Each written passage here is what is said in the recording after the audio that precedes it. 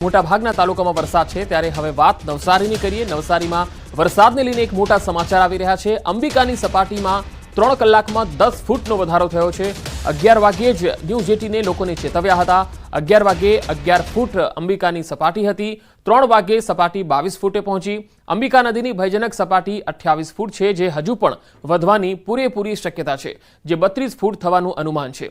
જો અંબિકા નદીની સપાટી 32 ફૂટ થશે તો ગણદેવી તાલુકાના 14 થી વધુ ગામોમાં અંબિકા નદીના પાણી પ્રવેશ કરી શકે છે અને તેના કારણે જિલ્લા વહીવટી તંત્રએ પણ નીચાણવાળા વિસ્તારોને એલર્ટ રહેવા માટે ચેતવણી આપવામાં આવેલી છે, કારણ કે અંબિકા નદી જે છે એ ભયજનક સપાટીએ આવી શકે છે। વધુ માહિતી સાથે નવસારીથી સંવાદદાતા ભાવિન પટેલ જોડાયા છે। ભાવિન, અંબિકાની સપાટીને લઈને કયા કયા ગામો પ્રભાવિત થઈ શકે છે અને જિલ્લા વહીવટી તંત્ર તરફથી શું સૂચનાઓ આપવામાં આવી છે?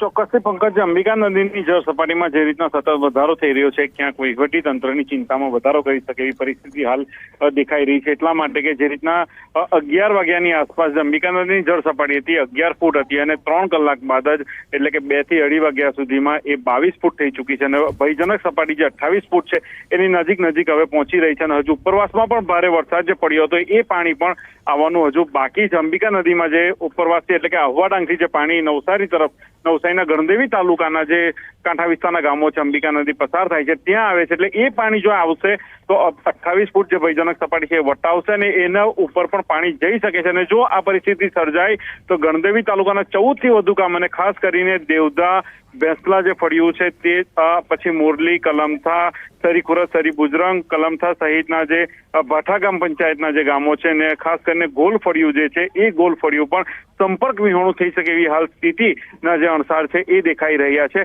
સતત જળસ્તરમાં પંકજ વધારો થઈ રહ્યો છે, જેના કારણે વહીવટી તંત્રની ચિંતામાં પણ વધારો થયો છે અને બીજી બાજુ જો અંબિકા નદીનો બીજો પટ છે ત્યાં જે બિલ્લીમોરા શહેર વસેલું છે અને ત્યાં નીચાણવાળા જે વિસ્તારો છે, દેસરા સહિતના જે વાડિયા સીપીઆર છે, વખારિયા બંદર રોડ વિસ્તાર છે સહિત જે ચાલો જે છે તમામ જે ત્યાં પાણી ભરાવાની પણ શરૂઆત થશે। પંકજ જી ભાવિન, આભાર માહિતી આપવા માટે।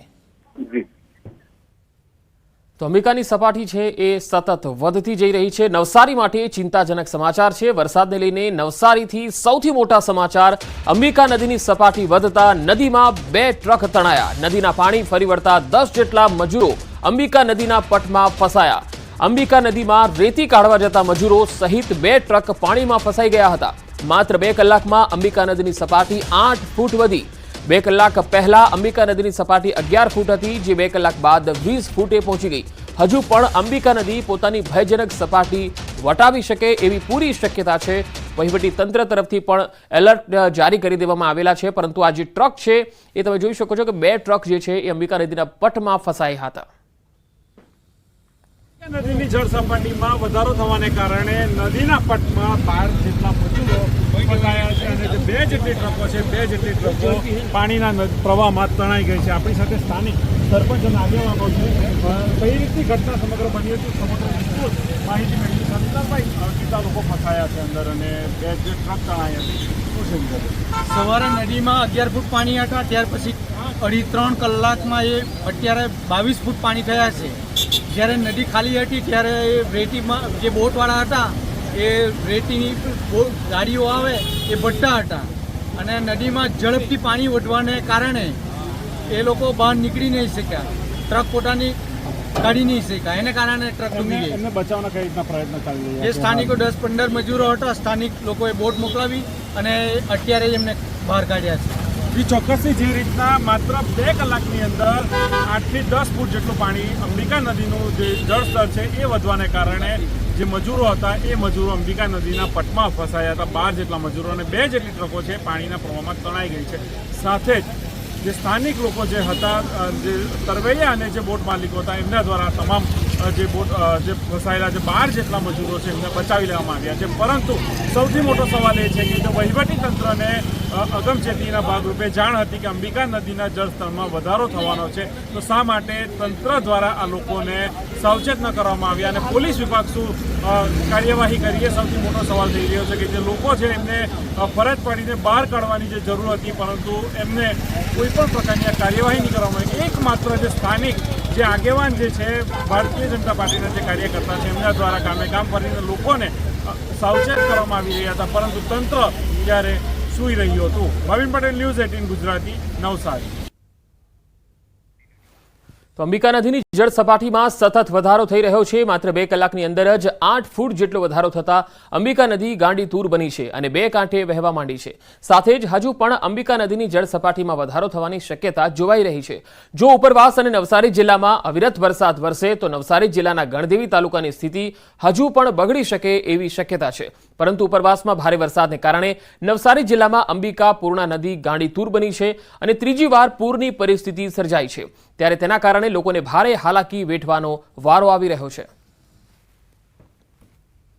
ઉપરવાસમાં ભારે વરસાદને કારણે નવસારી જિલ્લાની લોકમાતા સમાન અંબિકા કાવેરીને પૂર્ણા નદી ફરી રૌદ્ર સ્વરૂપ ધારણ કર્યું છે અને ત્રણેય નદીઓમાં પૂરની પરિસ્થિતિ સર્જાઈ છે. ત્રીજી વખત નવસારી જિલ્લામાં પૂરની પરિસ્થિતિ બની છે અને આજે દ્રશ્ય છે ગણદેવી તાલુકામાંથી પસાર થતી અંબિકા નદીના દ્રશ્ય છે અને અંબિકા નદી ફરી ગાંડીતૂર બનતા નદી કાંઠા વિસ્તારના 18 જેટલા ગામોને વહીવટીતંત્ર દ્વારા એલર્ટ કરવામાં આવ્યા છે. લોકોને નદી કિનારાથી દૂર જવાની સલાહ આપવામાં આવી રહી છે. પરંતુ ત્રીજી વખત જે રીતના પૂરની પરિસ્થિતિ સર્જાય છે એના કારણે જે વિસ્તારના જે લોકો છે એ લોકોની હાલત બગડી ચૂકી છે. એટલા માટે કે સતત 1 મહિનાની અંદર ત્રીજી વખત રેલ આવી છે અને હજુ પણ અંબિકા નદીના જળસ્તરમાં વધારો થવાની પૂરેપૂરી શક્યતા છે.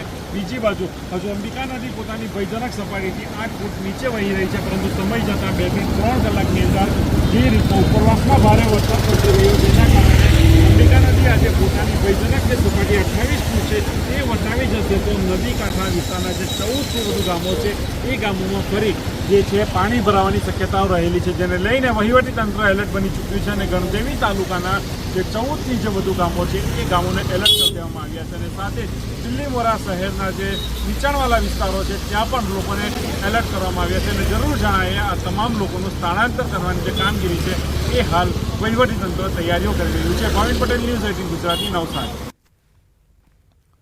તો નવસારીના વાંસદા તાલુકાના સરા ગામે વરસાદી પાણી ભરાયા. ડુંગરાળ વિસ્તારોમાં અવિરત વરસાદ. સરા ગામના બજાર અને ઘરોમાં પાણી ભરાયા. 10 થી વધુ ઘરોમાં પાણી ભરાયા. ગામમાં વોટર લોગિંગની સમસ્યાના કારણે ગામ સંપર્ક વિહોણું બન્યું. ગામમાં પ્રવેશવાના મોટાભાગના રસ્તા ઉપર પાણી ફરી વળ્યા. ઉનાઈ સરા વિસ્તારના તાલુકા પંચાયત સ્થાપના મોટાભાગના જે રસ્તા છે તેના ઉપર પાણી ફરી વળ્યા છે અને લોકોને ખૂબ જ હાલાકી થઈ રહી છે.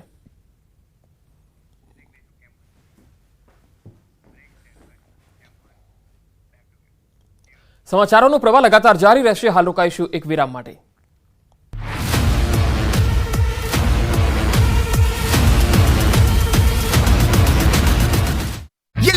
માં 2700 કરોડથી વધુના સટ્ટાકાંડનો આરોપી દુબઈમાંથી ઝડપાયો છે. આ આરોપી સામે સીબીઆઈ દ્વારા રેડ કોર્નર નોટિસ જાહેર કરવામાં આવી હતી. દુબઈમાં તેનું લોકેશન મળ્યા બાદ અબુધાબી પોલીસ સાથે સંકલન કરવામાં આવ્યું. દુબઈ પોલીસ દ્વારા તેની ધરપકડ કરવામાં આવી. ત્યારબાદ ગુજરાત પોલીસે દુબઈથી દીપક ઠક્કરને કબજો મેળવી ગુજરાત લઈ આવી. બનાસકાંઠાના ડીસાના બાબરનો મૂળ રહેવાસી દીપક ઠક્કર એક ડબ્બા ટ્રેડિંગની એપ્લિકેશન